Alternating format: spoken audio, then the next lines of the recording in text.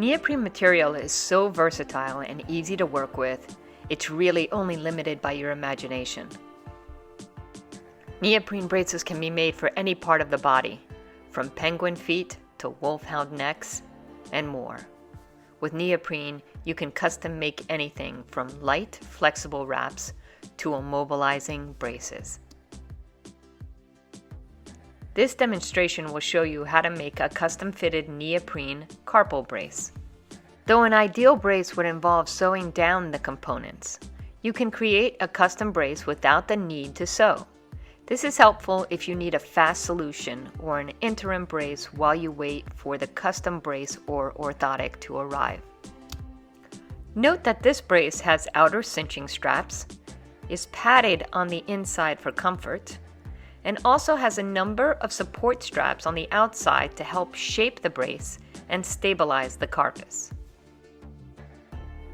Before making a brace, determine if you want one that gives light support or one that offers more support. The taller the brace, the more supportive it will be. Be sure not to run the brace too high or it may restrict range of motion at the elbow. Also, a brace that follows the shape of the limb, the purple line, will be more supportive than a brace that is more rectangular in shape, the blue line. Use a paper towel to make a pattern of the general size of the limb. This will be a circumferential brace, so the paper pattern must not only wrap around the whole limb, but also allow room inside for padding and enough material to overlap and close the brace. Be generous with your pattern and make it a little bigger than you think that you need. You can trim it all later. Then cut your paper pattern out with the scissors.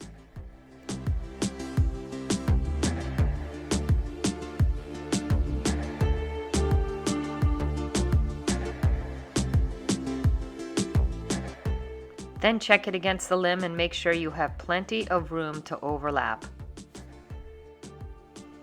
Using a silver marker or a piece of chalk, trace your paper pattern onto your neoprene sheet.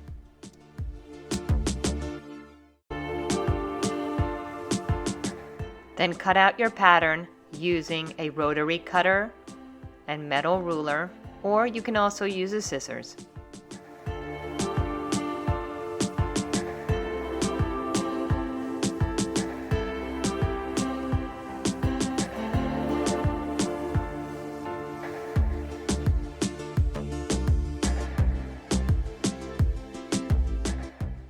Then check your neoprene sheet against the animal's limb.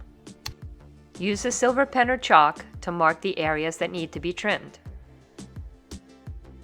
Usually the limb tapers at the bottom, so your brace should too. Also, don't forget to trim the arch over the digits. Keep trimming little by little and check your pattern frequently against the limb.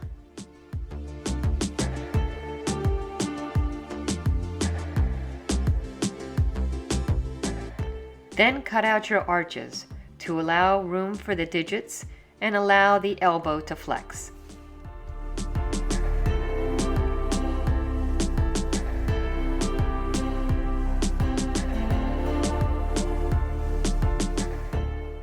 Cut out one side first, then fold the material in half and trace your arches on the other side.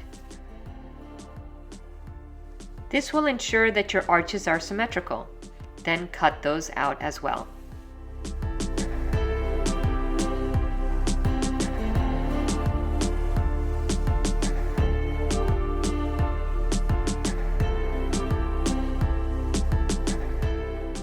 Check it one final time before adding your closure and your straps.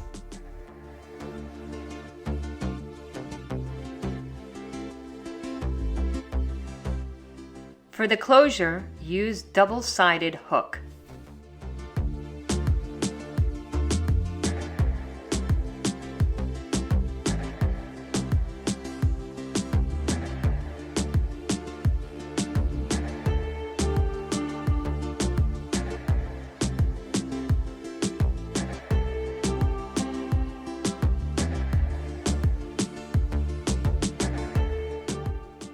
That looks pretty good.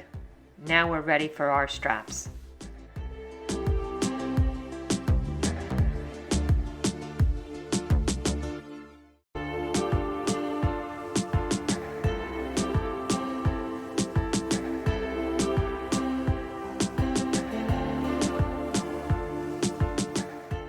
The middle strap should be the widest strap as it's going over the key joint, in this case the carpus. For this brace, we're using a 2-inch wide middle strap. Cut a piece of self-adhesive hook, then fold it over the end of a nylon strap. Next, I'm using a 1.5-inch wide strap as my most proximal strap. Again, just take a piece of self-adhesive hook that's 1.5 inches wide and affix it to the end of a 1.5-inch wide nylon strap. Finally, I think I'm going to use a D-ring for the most distal strap. Distal D-rings allow you to better cinch and anchor the brace in place. For this example, I'm using a 1-inch wide distal strap. Make sure your nylon strap is long enough to wrap twice around the brace. Then cut an extra long piece of self-adhesive hook. Thread the self-adhesive hook through the D-ring.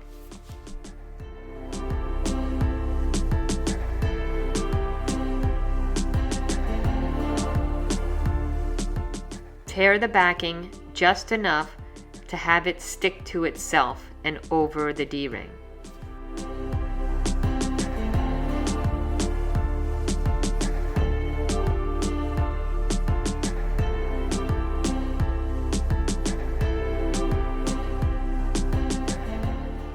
Then peel one side of the backing off and attach your nylon strap.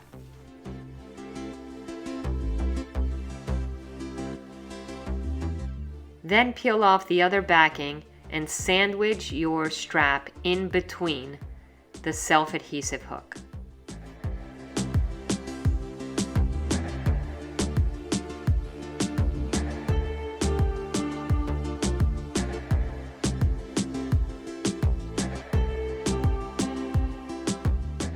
Note that the D-ring strap is actually applied upside down because it needs to be able to wrap around and hook back onto itself. Now to add padding and support straps.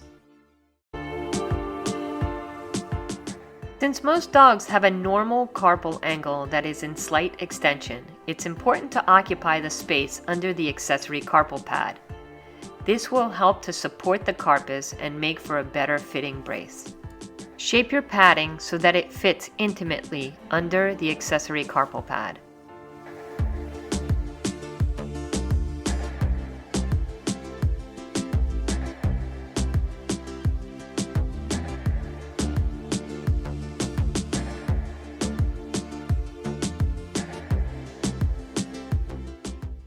Then add another piece of padding along the center trough, just above the carpal pad.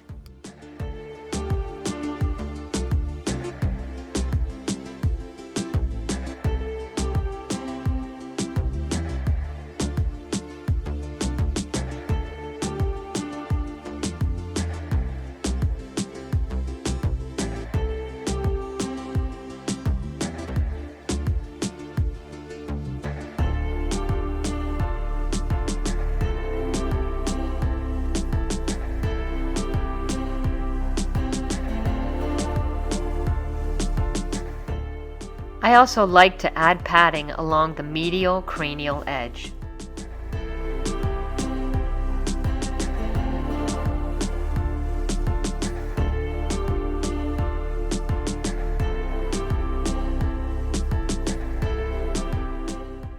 And it's always a good idea to leave a gap for the dew claw.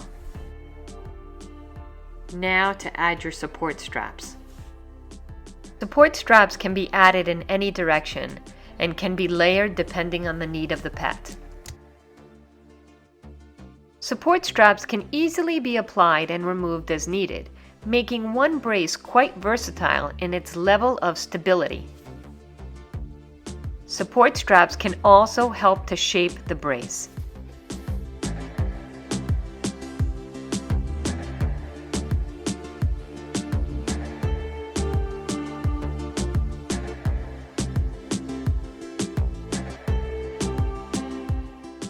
I like to add at least one support strap along the caudal spine, then several horizontally across the brace.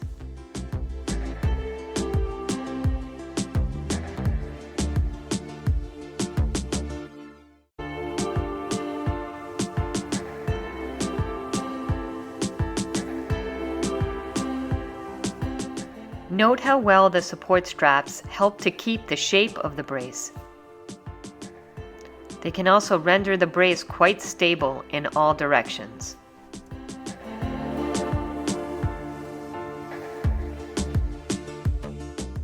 One final check.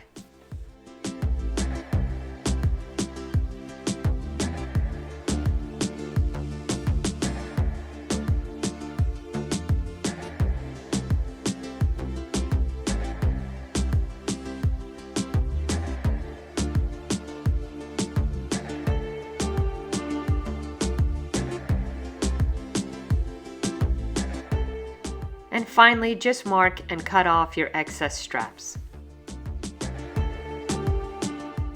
You now have a custom-fitted brace that is well shaped to the limb, padded for comfort, and moderately supportive. This brace can also be splinted over with thermoplastic.